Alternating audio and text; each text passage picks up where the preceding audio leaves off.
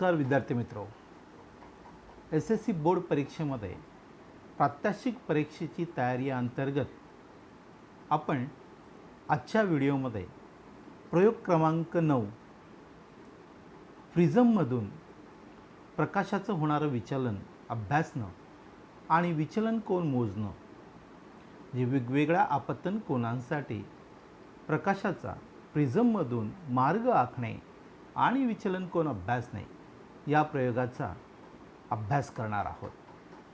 चला तर पाहूया. प्रयोगाचं नाव आहे वेगवेगळ्या आपतन कोनासाठी प्रिझममधून जाणाऱ्या प्रकाश किरणांचा मार्ग आखणे व विचलन कोन मोजणे. या प्रयोगासाठी आपण साहित्य वापरणार आहोत.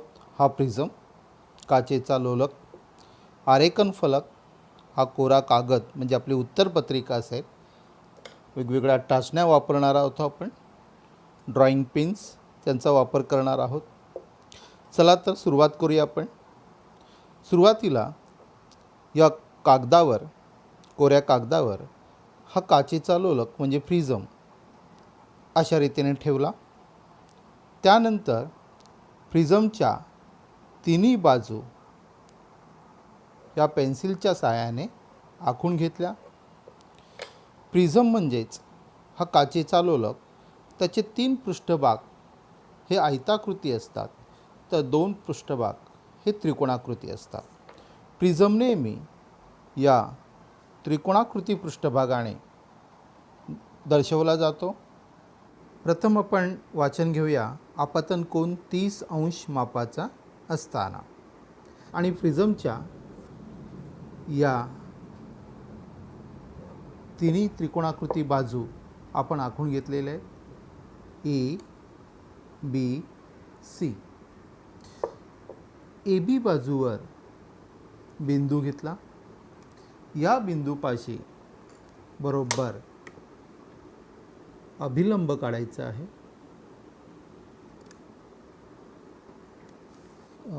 MN असं नाव देऊया आपण या अभिलंबाला. MN. या अभिलंबाशी बरोबर 30 अंश मापाचा आपतन कोन करणारा किरण काढला. 30 अंश मापाचा हा आपतन कोन करणारा किरण काढला. या किरणावर P1 आणि P2 या 2 टाचण्या रोवायच्या. पुन्हा प्रिझम त्याच्या मूळ ठिकाणी बरोबर तंतोतंत ठेवलेला आहे आणि P1, P2 या टाचण्यांची या AC बाजूमधून आपल्याला प्रतिमा पाहायची आहे आणि P3 आणि P4 या टाचण्या त्या P4, P3 आणि P1, P2 या टाचण्या एका सरळ रेषेत आपल्याला दिसतील. अशा रीतीने P1, P2 आणि P3, P4 या टाचण्यांचं स्थान निश्चित केलं. P1, P2, P3, P4 या टाचण्या AC बाजूतून पाहिल्यानंतर एका सरळ रेषेत, चारही टाचण्या एका सरळ रेषेत आपल्याला दिसतात. प्रिझम आपण बाजूला केला. त्यानंतर P3 आणि P4, P1, P2, P3 आणि P4 या टाचण्यांना जोडणारी किरण इथपर्यंत वाढवला. या बिंदूला नाव द्या R बिंदू. हा इथे R बिंदू मिळाला आपल्याला. R बिंदूपाशी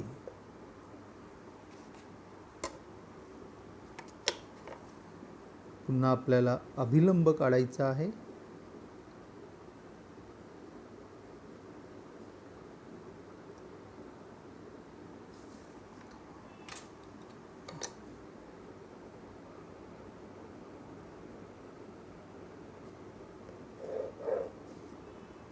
हा इथे अभिलंब आला.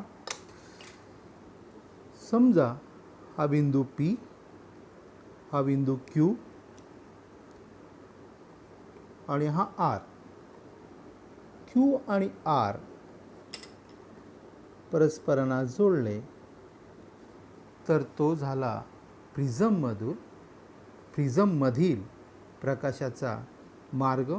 हे अपवर्तित किरण झालं, आपाती किरण, अपवर्तित किरण आणि हे निर्गत किरण RS निर्गत किरण.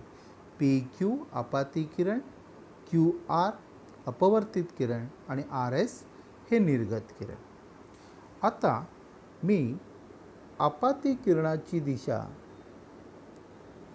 वाढवल्यास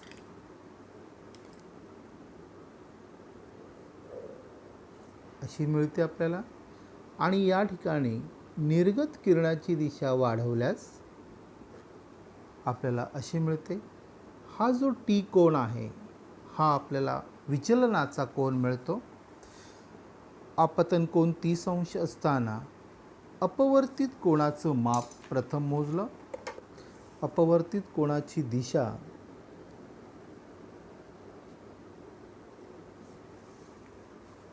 अस्पष्टपणे थोडी वाढवली.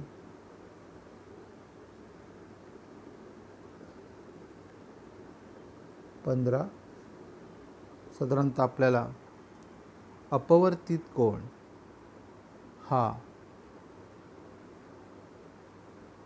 18 अंश मापाचा मिळतो. त्याचवेळी निर्गत कोणाचं माप बरोबर 70 अंश मापाचा मिळतो. आणि आपाती कोणाची दिशा आणि निर्गत कोणाची दिशा या दिशेमधील हा जो कोण आहे त्याला विचलन कोण म्हणतात.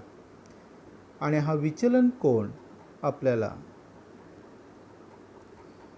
10, 20, 30, 40 साधारणतः 42 अंश मापाचा मिळतो. विचलन कोणाचं माप 42 डिग्री 42 अंश मिळतो. आपतन कोन 30 अंश असताना अपवर्तित कोन 18 अंश, निर्गत कोन 70 अंश आणि विचलन कोन 42 अंश इतक्या मापाचं मिळतो. आपतन कोणाचं माप आपण वाढवूया. आपतन कोन हा 45 अंश मापाचा घेऊया. या अभिलंबाशी आपतन कोणाचं माप आपण घेतलं 45 अंश. 45 अंश मापाचा कोन करणारा Q बिंदूपाशी हा आपण PQ आपाती किरण काढला. या आपाती किरणावर पुन्हा P1 आणि P2 या 2 टाचण्या रोवल्या. प्रिझम त्याच्या मूळ स्थानी पुन्हा ठेवला आणि प्रिझमच्या AC बाजूकडून P3 ही टाचणी एका सरळ रेषेमध्ये येथील अशा रीतीने रोवली. त्यानंतर P4 टाचणी देखील तिचं स्थान निश्चित केलं. P1, P2 आणि P3, P4 या टाचण्या आपल्याला AC बाजूकडून पाहिल्यानंतर एका सरळ रेषेत असल्याचं दिसून येईल. पुन्हा प्रिझम बाजूला करा. P3 आणि P4 या टाचण्यांना जोडणारा किरण बाजू AC पर्यंत वाढवा. हा या बिंदूपाशी आपल्याला तो AC बाजूला छेदतो. आता QR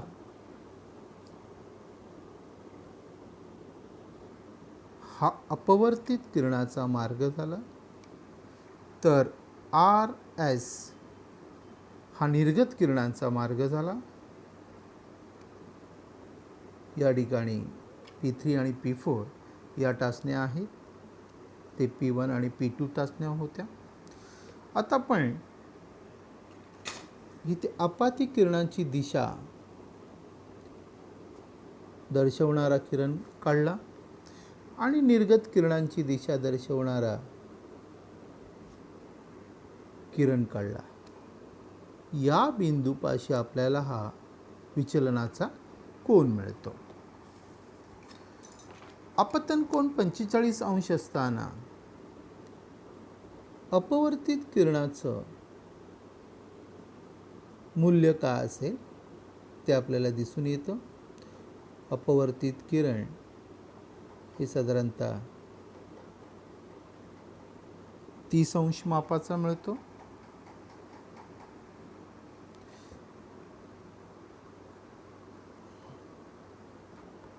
तर निर्गत किरण पुन्हा या बिंदूपाशी आपल्याला निर्गत किरण ठरवण्यास निश्चित करण्यासाठी अभिलंब काढावा लागेल. हा इथे अभिलंब काढला.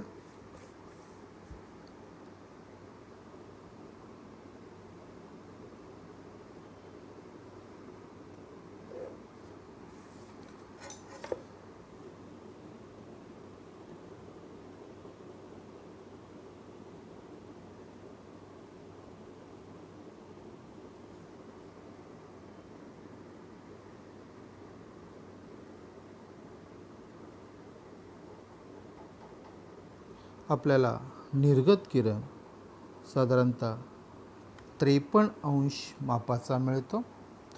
त्याचवेळी विचलन कोन मोजल्यास विचलन कोनाचं माप या ठिकाणी आपाती किरणाची दिशा आणि निर्गत किरणाची दिशा यांच्यामधला हा जो कोन आहे हा विचलन कोन, तो विचलन कोन आपल्याला 40 अंश मापाचा मिळतो. म्हणजेच आपतन कोन वाढवला तर विचलन कोन सुरुवातीला कमी होताना दिसतो आपल्याला. यानंतर आपतन कोन 60 अंश असताना अपवर्तित कोन, निर्गत कोन आणि विचलन कोन यांची मापं काय असावीत हे यासाठी आपण एक कृती करूया. त्यासाठी सुरुवातीला मी बरोबर 60 अंश मापाचा आपतन कोन करणारा किरण काढणार आहे.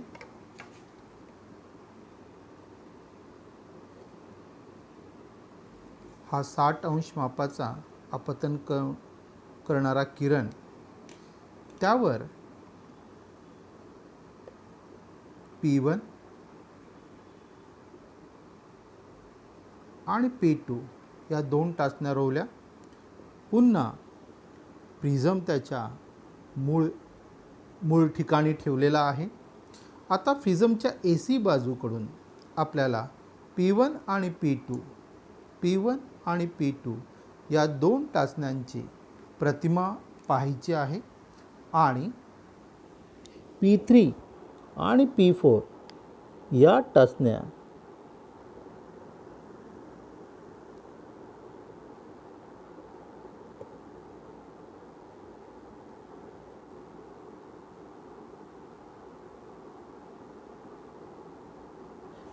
अशा रीतीने P1, P2, P3 आणि P4 या टाचण्यांचं स्थान निश्चित केलं, जेणेकरून या AC पृष्ठभागातून P1, P2, P3, P4 या टाचण्या एका सरळ रेषेत दिसतील. येत नाही आहेत, पण त्या इथून पाहिल्यानंतर त्या सरळ रेषेत असल्याचं आपल्याला जाणवतं.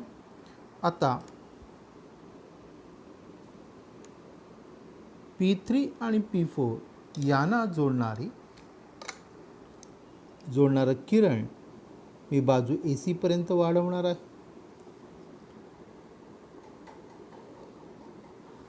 हा आपला निर्गत किरणाचा मार्ग झाला.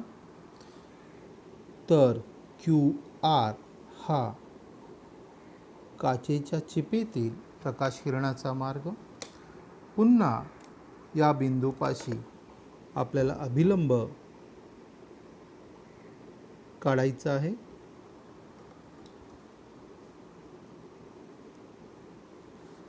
या ठिकाणी हा आपण अभिलंब काढला, जेणेकरून आपण निर्गत कोनाचं माप त्याच्या साहाय्याने मोजणार आहोत. आता आपाती किरणाची दिशा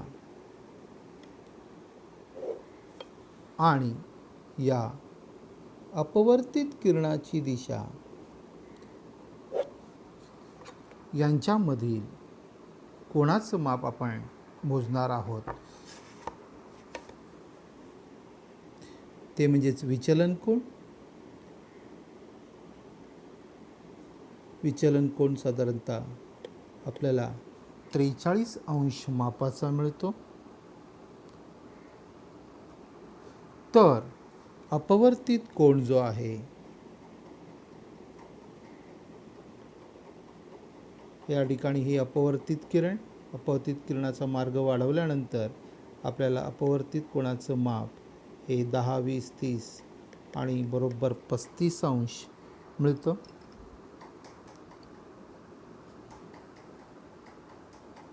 तर निर्गत कोन या ठिकाणी मोजल्यानंतर निर्गत कोन आपल्याला पुन्हा साधारणतः 41 अंश मापाचा निर्गत कोन मिळतो. अशा रीतीने विद्यार्थी मित्र हो, आपतन कोन 30 अंश असताना अपवर्तन कोन 18, निर्गत कोन 70 अंश, तर विचलन कोन 42 अंश. 45 कोन आपतन कोन असताना अपवर्तित कोन 30 अंश, निर्गत कोन 53 अंश आणि विचलन कोन 40 अंश. तर आपतन कोनाचं माप 60 अंश असताना अपवर्तित कोन 35 अंश, निर्गत कोन 41 अंश, तर विचलन कोन आपल्याला हे 43 अंश मापाचा मिळतो. या विचलन कोनाच्या मापनावरून आपल्याला असं दिसून येतं की सुरुवातीला आपतन कोन वाढवल्यानंतर विचलन कोन कमी होतो. म्हणजे 42 सुरुवातीला 30 अंश आपतन कोन असताना विचलन कोन 42 अंश होता. 45 कोन आपतन कोन वाढवला तर विचलन कोन मात्र सुरुवातीला कमी झाला, तो 40. मात्र पुन्हा आपतन कोन 60 अंश वाढवला तर विचलन कोन मात्र पुन्हा वाढतो, तो 43 अंश होतो. अशा रीतीने यावरून आपण निष्कर्ष काढू शकतो की सुरुवातीला आपतन कोन वाढवल्यास विचलन कोन कमी होतो, परंतु आपतन कोनाच्या एका ठराविक मूल्यानंतर आपतन कोनाबरोबर विचलन कोन देखील वाढतो. विद्यार्थी मित्रो, मला खात्री आहे की ही ॲक्टिव्हिटी, ही कृती तुम्हाला निश्चित समजली असेल आणि प्रिझममधून जाणाऱ्या प्रकाश किरणांचा मार्ग कसा आखायचा आणि विचलन कोनाचं माप कसं बदलत जातं हे आपण यावरून निश्चित तुम्हाला समजलं असेल. विद्यार्थी मित्रो, जर हा व्हिडिओ तुम्हाला आवडला असेल तर निश्चित शेअर करा, लाईक करा आणि माझा यूट्यूब चॅनल तुम्ही सबस्क्राईब करा. धन्यवाद विद्यार्थी मित्रो.